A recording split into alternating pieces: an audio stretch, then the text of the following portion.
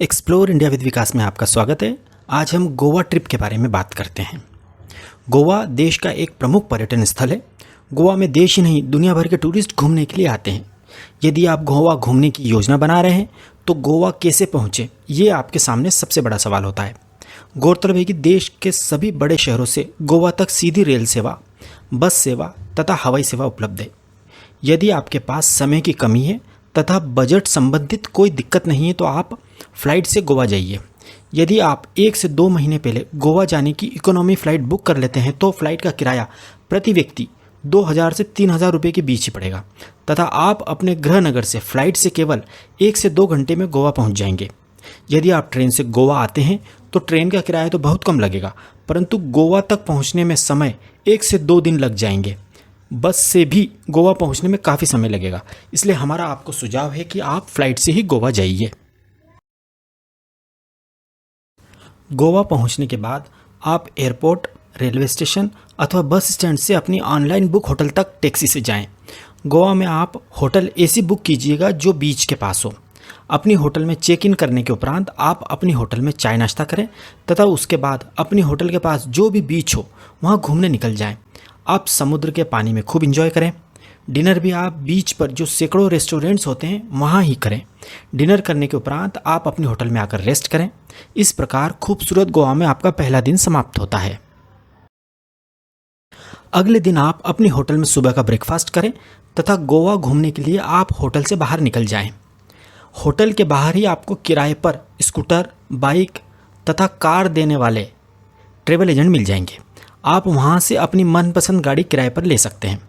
Scooter का एक दिन का किराया केवल 250 रुपये होता है, बाइक का किराया 350 रुपये तथा कार का किराया 800 से 1000 रुपये के लगभग होता है। ये वाहन किराए पर लेने के लिए आपको अपने आधार कार्ड या ड्राइविंग लाइसेंस की फ़ोटोकॉपी ट्रैवल एजेंट को देनी होती है। एक बात और ध्यान रखें कि आप जो भी गाड़ी किराए पर लेते हैं उसका फ़ोटो अपने मोबाइल में खींच लें तथा उस वाहन का RTO रजिस्ट्रेशन नंबर भी नोट कर लें। इसका कारण यह है कि गोवा में आप जहां भी अपना वाहन पार्क करेंगे वहां आपके वाहन जैसे ही सैकड़ों वाहन पार्क होंगे। यदि आप अपनी गाड़ी का नंबर याद रख लेंगे तो आपको अपनी गाड़ी खोजने में ज़्यादा समय वेस्ट नहीं करना पड़ेगा। वाहन किराए पर लेने के बाद आप सबसे पहले अपने वाहन में पेट्रोल डलवाएं, क्योंकि जब आप गाड़ी किराए पर लेते हैं तो गाड़ी किराए पर देने वाले गाड़ी में लगभग आधा लीटर पेट्रोल ही देते हैं। गोवा में पेट्रोल पंप बहुत दूर होते हैं, इसलिए गोवा में हर आधे किलोमीटर पर सड़क के किनारे बॉटल्स में पेट्रोल बिकता हुआ मिल जाएगा।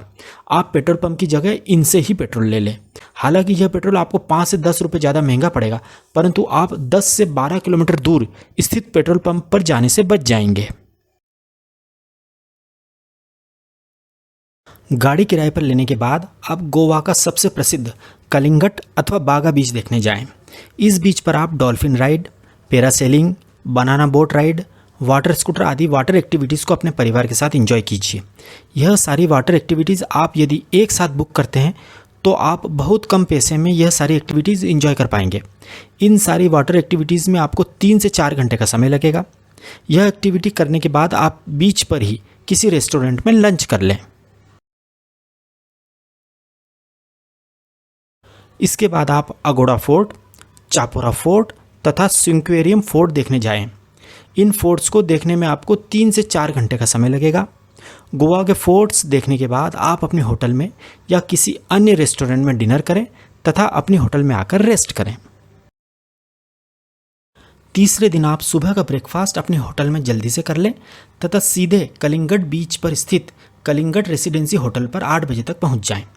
इसी होटल के रिसेप्शन से आप साउथ गोवा बस ट्रिप बुक कर लें। इस ट्रिप का किराया AC बस से केवल 350 रुपये है। बस आपको इसी होटल से 8:30 बजे पिक करेगी तथा आपको साउथ गोवा के महत्वपूर्ण टूरिस्ट स्पॉट्स दिखाकर रात को 8:30 बजे इसी होटल पर छोड़ देगी। आप यह ट्रिप ऑनलाइन भी बुक कर सकते हैं। गोवा टूरिज्म डिपार्टमेंट की यह बस आपको ओल्ड गोवा के चर्च जैसे basilica of Bom Jesus, saint cathedral church, Shri Mangesh temple, Shri Shanta Durga temple, big foot, Portuguese house तथा साउथ गोवा के बीच का अच्छे से भ्रमण कराएगी। गोवा टूरिज्म की होटल फार्मागुड़ी रेसिडेंस में यह बस लंच के लिए भी रुकती है।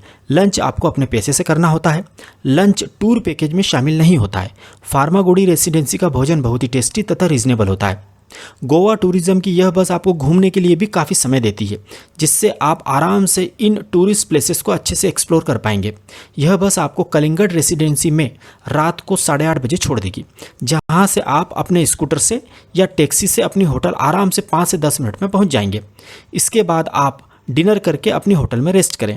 इस प्रकार गोवा में आपका तीसरा दिन समाप्त होता है।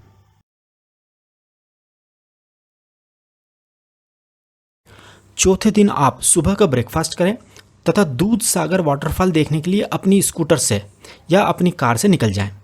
यह वही झरना है जिसे चेन्नई एक्सप्रेस मूवी में दिखाया गया था। यह वाटरफॉल सड़क मार्ग से पणजी से 60 किलोमीटर दूर स्थित है। दूध सागर वाटरफॉल से लगभग 15 किलोमीटर पहले ही आपको अपनी गाड़ी पार्क करनी होती है तथा आगे की यात्रा वहां पर वन विभाग द्वारा स्वीकृत एवं अधिकृत जीप से ही करनी होगी। इस जीप का किराया 400 रुपये प्रति व्यक्ति होता है तथा फॉरेस्ट एंट्री फीस तथा लाइफ जैकेट फीस 50-50 रुपये अलग से देनी होती है। इस प्रकार 500 रुपये प्रति व्यक्ति खर्च इस वाटरफॉल को देखने में आता है। इस वाटरफॉल को देखने के लिए आपको जीप जिस जगह छोड़ देगी वहाँ से आपको पैदल भी बहुत चलना पड़ेगा। यदि आपके साथ छोटे बच्चे तथा बुजुर्ग लोग हैं तो आप इस वाटरफॉल को देखने मत जाइएगा, क्योंकि इस वाटरफॉल तक पहुंचने का रास्ता फिसलन भरा तथा ऊबड़ खाबड़ है।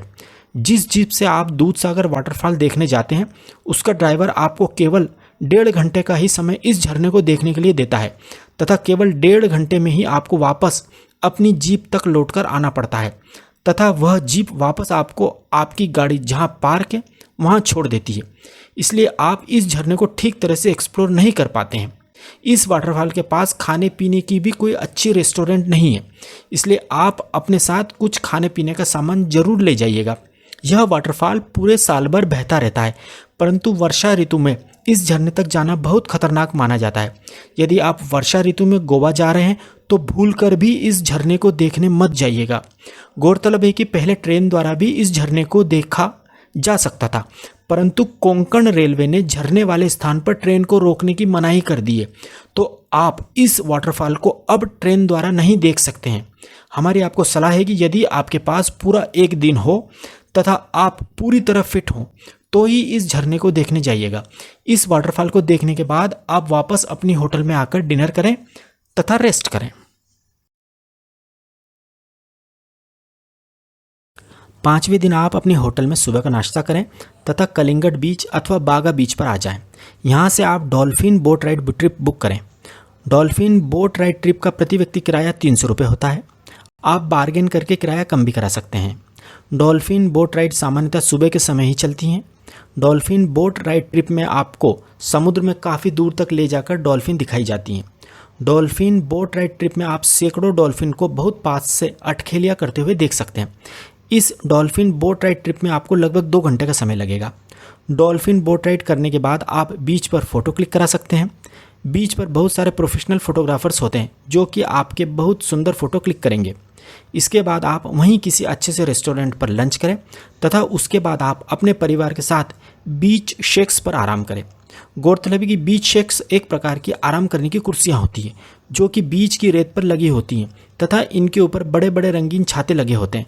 इन बीच शेक्स कुर्सियों का किराया 100 रुपये प्रति घंटे होता है।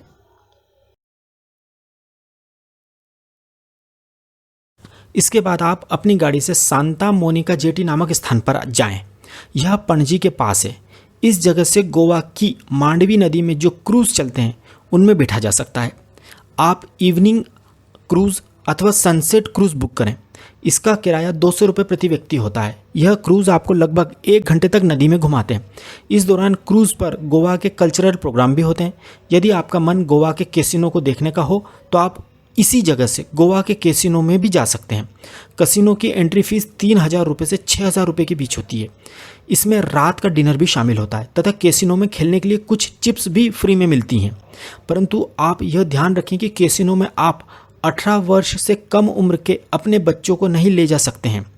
क्रूज़ तथा कैसीनो में एंजॉय करने के बाद आप अपनी होटल में आकर रेस्ट करें। इस प्रकार आपका गोवा में 5वां दिन समाप्त होता है। छठे दिन आप सुबह अपनी होटल में ब्रेकफास्ट करें तथा अपनी किराए से ली गई गाड़ी वापस कर दें। इसके बाद आप होटल से चेकआउट करें तथा टैक्सी के द्वारा एयरपोर्ट, रेलवे स्टेशन अथवा बस स्टैंड पहुंच जाएं। इसके बाद आप अपने गृह नगर की ओर प्रस्थान करें। इस प्रकार आपकी खूबसूरत गोवा ट्रिप खूबसूरत यादों के साथ समाप्त होती है।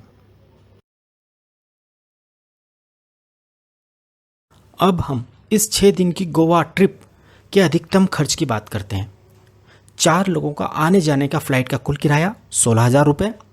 4 लोगों का 6 दिन का टैक्सी या स्कूटर का कुल किराया 6,000 रुपये। 4 लोगों का 6 दिन का होटल का किराया 6,000 रुपये। 4 लोगों का 6 दिन का भोजन का खर्च 10,000 रुपये। 4 लोगों का 6 दिन का एक्टिविटी का कुल खर्च 8,000 रुपये। 4 लोगों का गोवा में 6 दिन का अधिकतम कुल खर्च 46,000 रुपये। इसे हम 4 से डिवाइड करते हैं तो प्रति व्यक्ति अधिकतम कुल खर्च 11,500 रुपये आएगा। इस प्रकार आप केवल 11,500 रुपये में शानदार तरीके से फ्लाइट को शामिल करते हुए गोवा घूम सकते हैं। यदि आप फ्लाइट की जगह ट्रेन या बस से गोवा आते हैं तो यात्रा खर्च 16,000 रुपये से घटकर केवल 6,000 रुपये ही आएगा तथा 4 लोगों की इस गोवा यात्रा का कुल खर्च 36,000 रुपये ही आएगा। इस प्रकार प्रति व्यक्ति खर्च भी 11,500 रुपये से घटकर केवल 9,000 रुपये ही आएगा। तो अब इंतज़ार मत कीजिए, जल्दी ही गोवा घूमने का प्लान बनाइए। यदि आपको हमारी जानकारी सही तथा उपयोगी लगी हो तो प्लीज़ हमारे चैनल एक्सप्लोर इंडिया विद विकास को सब्सक्राइब जरूर कीजिएगा। Thank you.